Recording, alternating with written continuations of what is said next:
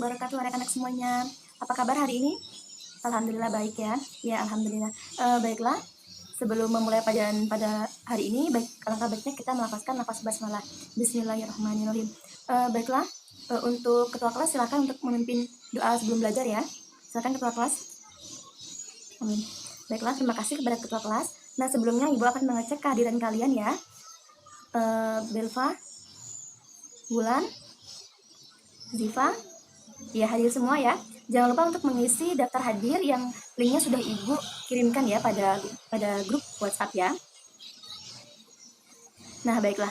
Pada kesempatan kali ini kita bertemu lagi pada materi biologi. Nah, sebelumnya kita sudah mempelajari tentang materi bioproses ya. Nah, jadi apakah ada yang ingat apa itu sel? Ya, silakan, Belva. Sel adalah unit struktural dan fungsional dari makhluk hidup, Bu.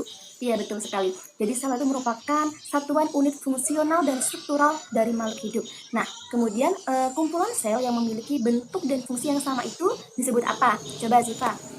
Jaringan, Bu. Iya, betul sekali. Jadi kumpulan sel yang memiliki bentuk dan fungsi yang sama itu disebut dengan jaringan. Itulah mengapa sebuah tumbuhan itu dapat bertumbuh tinggi, kemudian bertambah volumenya atau bertambah lebar batangnya. Semua itu disebabkan karena adanya aktivitas jaringan dan sel yang terdapat pada tumbuhan ya. Baiklah anak-anak, setelah ini Ibu akan menyajikan gambar berupa organ tumbuhan dan Ibu akan menjelaskan sedikit tentang fungsi dari organ tumbuhan tersebut ya. Baiklah, ini adalah gambar dari organ tumbuhan ya. Jadi organ itu apa sih Bu? Organ adalah sekumpulan dari beberapa jaringan yang melakukan peranan tertentu pada tumbuhan. Nah, organ ini terbagi menjadi dua, yaitu organ vegetatif dan organ generatif. Organ vegetatif itu terdiri dari akar, batang, dan daun. Sedangkan organ generatif terdiri dari bunga, buah, dan biji. Nah, baiklah kita akan bahas satu persatu fungsinya ya. Yang fungsi yang pertama yaitu ada, kita bahas dari bawah, yaitu akar. Akar ini berfungsi untuk mengokohkan tegaknya tumbuhan dan berfungsi untuk menyimpan cadangan makanan, kemudian menyerap air dan garam-garam mineral dari tanah. Kemudian yang kedua, di atas akar ada batang. Nah, batang ini merupakan bagian tumbuhan yang terletak di atas permukaan tanah dan fungsinya untuk menopang daun, bunga, dan buah, dan juga sebagai alat transportasi pada tumbuhan. Nah, kemudian di atas batang ada daun. Nah, daun ini berfungsi sebagai merupakan organ tumbuhan yang paling berperan penting, yaitu berfungsi untuk pembentukan makanan dalam proses fotosintesis. Nah, kemudian ada bunga. Nah, bunga ini merupakan bagian tumbuhan yang sangat cantik ya. Nah, bunga ini berfungsi untuk melakukan reproduksi atau penyerbukan.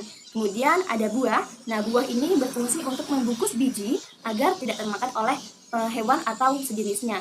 Kemudian yang terakhir ada biji. Biji ini merupakan penghasil tunas atau tanaman baru sehingga nantinya menjadi tanaman dewasa. Nah, itu saja yang bisa Ibu jelaskan. Silakan bagi kalian yang ingin bertanya. Iya, silakan Belva. Ada yang ingin tanyakan?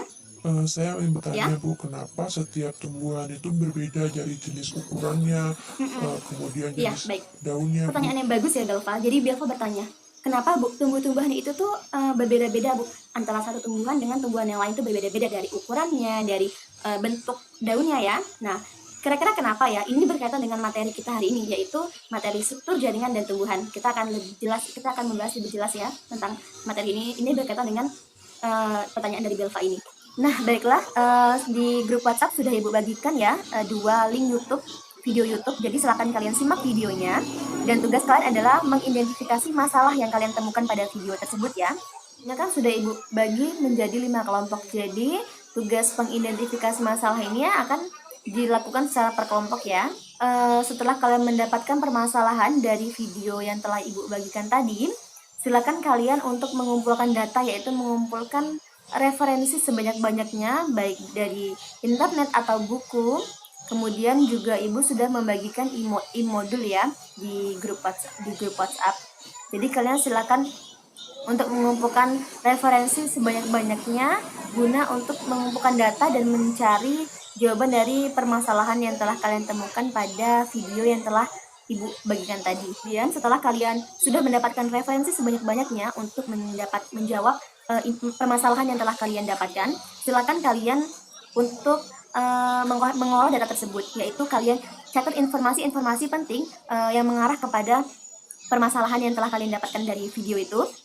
Setelah itu, hasil dari pengolahan data atau mencatat informasi-informasi atau poin-poin penting yang mengarah kepada identifikasi permasalahan yang kalian dapatkan tadi, silakan kalian buat pada dalam bentuk PowerPoint ya. Kemudian dalam bentuk PowerPoint, karena itu akan kita sajikan untuk presentasi setiap kelompok ya. Baiklah anak-anak, jika kalian sudah membuat PowerPoint-nya, maka kita akan langsung melanjutkan untuk presentasi kelompok ya.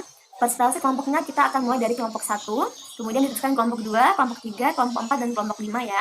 Kelompok sudah presentasi ya. Nah, jadi di sini kita akan membuat kesimpulan. Di sini kalian akan ditugaskan untuk membuat kesimpulan dari hasil pembelajaran yang kita lakukan pada kali ini, yaitu kalian buat poin-poin penting atau kesimpulan dari pembelajaran kita ini dalam bentuk poin-poin pentingnya. Nah, kalian buat pada portofolio ya, anak-anak semua. Kesimpulannya kalian tulis dalam bentuk tulis tangan di kertas folio. Kemudian setelah itu kalian scan dan kalian kirim ke grup WhatsApp ya, anak-anak. Setelah anak-anak, nanti ibu akan mengirimkan link Google Classroom, yaitu di situ akan terdapat 2 tugas, yaitu ada bentuk soal post test yaitu esai, dan ada berupa praktikum kecil. Nah, jadi kalian mohon simak baik-baik petunjuk dari tugas tersebut. Baik anak-anak, pembelajaran kita cukupkan sampai di sini. Ibu ucapkan terima kasih karena sudah mau berdiskusi dengan baik dan berpartisipasi dengan baik. Alangkah baiknya kita tutup